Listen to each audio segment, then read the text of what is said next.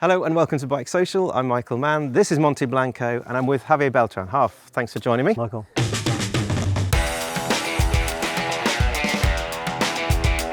So in terms of development of the bike from last season to this season, has much changed? We have done a lot of work on the engine, we've done a lot of work on the chassis, done a lot of work on the aerodynamics, but I think the key elements, the riders we've got, we have gone in a different direction.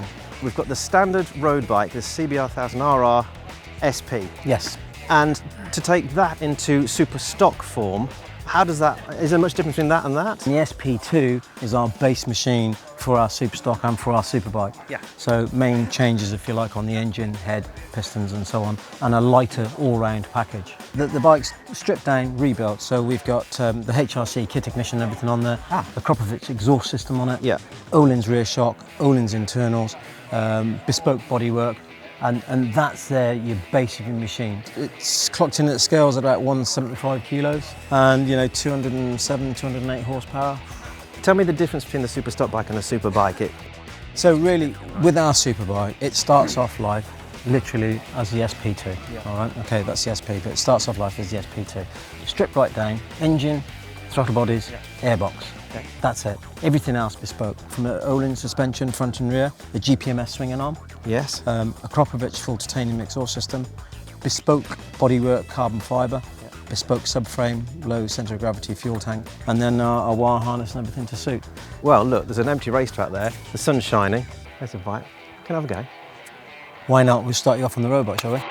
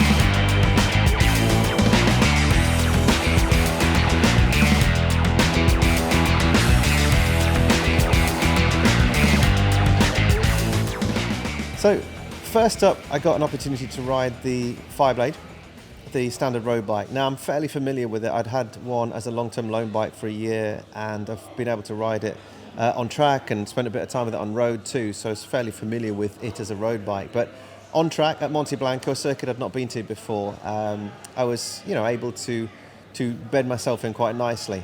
You can put some faith and ability into the tyres. You know the chassis and suspension can look after you well. There's big Brembos, a fully adjustable, electronic Öhlins.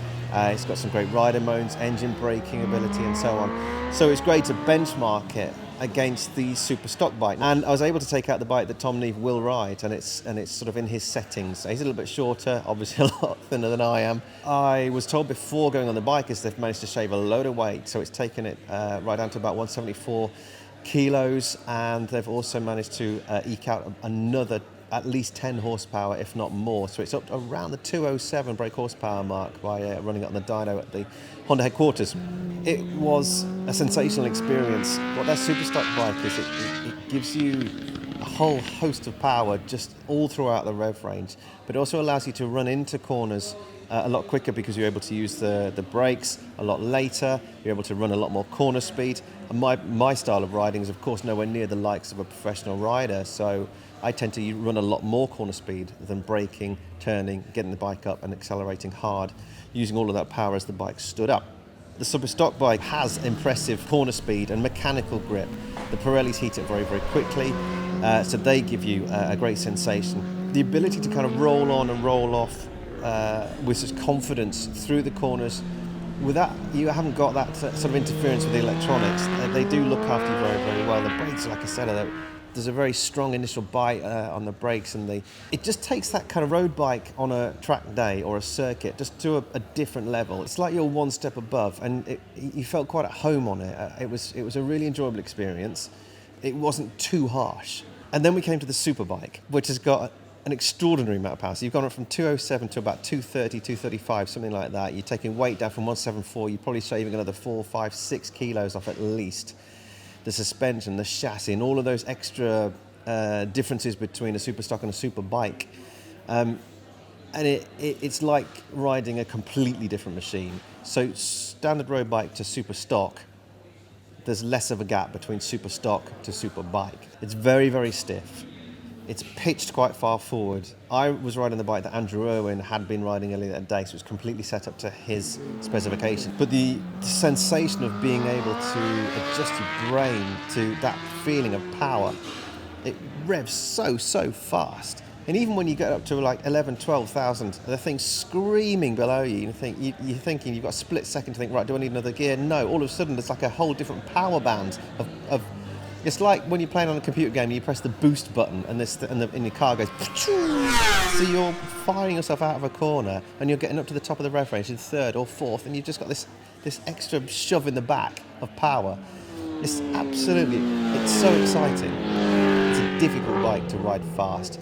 Looking at the data, looking at the onboard footage, I'm clearly trying to run too much corner speed. I'm trying to get on the brakes and then release and get it in and run corner speed and then pick the bike up, knowing full well, of course, there's no electronics to keep me rubber side down. So I was very aware that I didn't want to shove the thing into the tyres or into the gravel and be mortally embarrassed about it.